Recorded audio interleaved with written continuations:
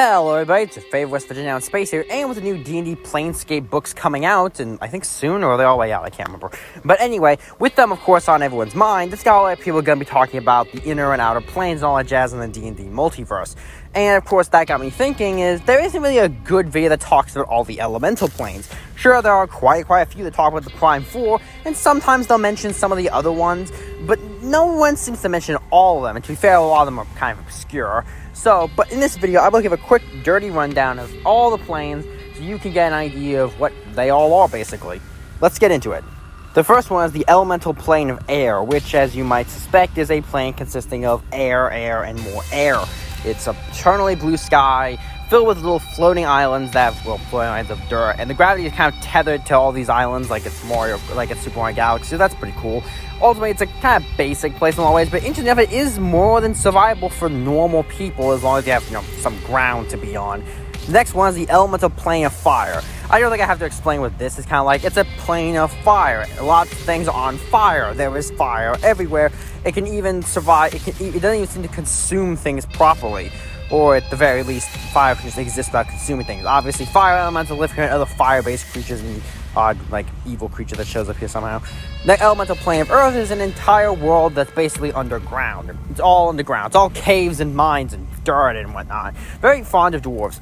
As you can imagine, though, there isn't even consistently atmosphere, so you'll be like breathing rocks. I'm not even joking on that. But it does have some nice minerals if, you're the adventurous type of that sort. The fourth major one is the elemental plane of water, an eternal ocean without a surface, usually, filled with all manner of sea creatures, sea life, and weird enough, pressure doesn't exist, and the temperature is relatively consistent, so that's kind of nice, and it's eternally lit by something. So, overall, not so bad if you can, breathe water, which, most of us can't, but in the world of fantasy, that's usually easier than trying to figure out how to breathe rocks. The next two aren't super interesting on their own, in my opinion, but they're important to understand for planes coming up later, these being the energy planes. The first one is the positive energy plane. This place is a place of unblindingly white light, filled with the energy of life, growth, activity, and all that jazz. Should you find yourself here, I wouldn't worry about the atmosphere, but if you were to find yourself here, first all your wounds would be healed, then your body would be upgraded to its maximum possible potential, and then you would return to pure energy and be basically part of the plane permanently. All within a matter of minutes or so. Not much lives here for obvious reasons. The next one is the negative energy plane, which is its evil counterpart of pure darkness, and as you can imagine. And obviously if you go here first, you'll get sick, weaker, and then you'll disintegrate into the same fashion, just presumably less positively. But though it's pretty much the same deal, it is interesting that a lot of undead gain their energy from this place, which allows most undead in the world of D&D to exist. The next up are the para-elemental planes. These are basically when two of those elemental planes come together and they form a sort of mixed plane. Don't ask me how planes of infinite size can touch each other. I don't quite understand how that works. But anyway, first up is the elemental plane of smoke, a mix between air and fire. It's basically an entire world of a foul-smelling smoke that, yes, will suffocate you because it's the plane of smoke. I think that's rather obvious. Overall, not terribly nice to live in, nor is there super much going in here, so, The next one is the elemental plane of magma, which is a mix of earth and fire, obviously. It's basically an eternal sea of, magma, or lava, with a magnum crust or lava crust on it that can kind of let you walk on it, but it gets thinner as the closer you get to fire and the thicker you get to the earth plane. Not a lot going on here, but probably could be useful for some things.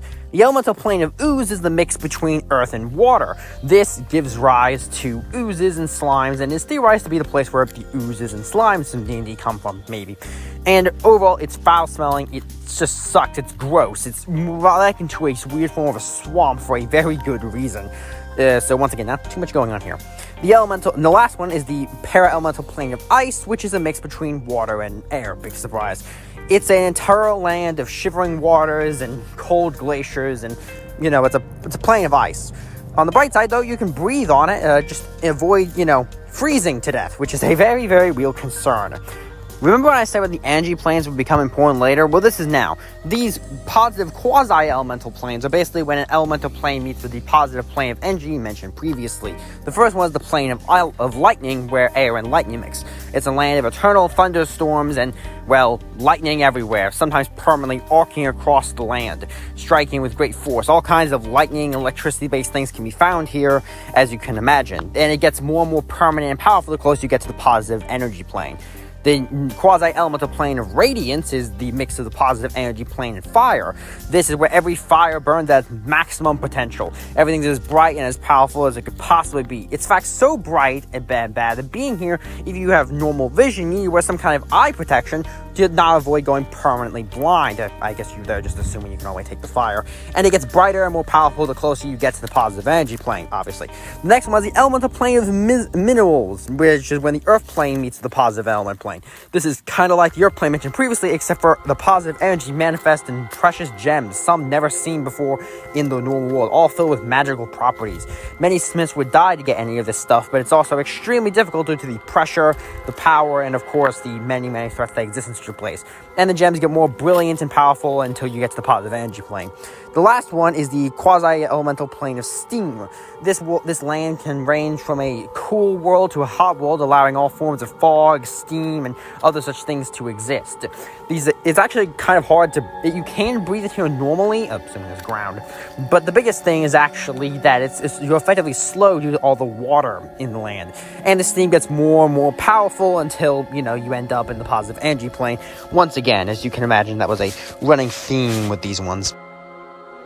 And last on our journey is the negative quasi-elemental planes. These are kind of like the positive ones, where they meet a normal plane, and then, of course, the bad negative, you get the idea.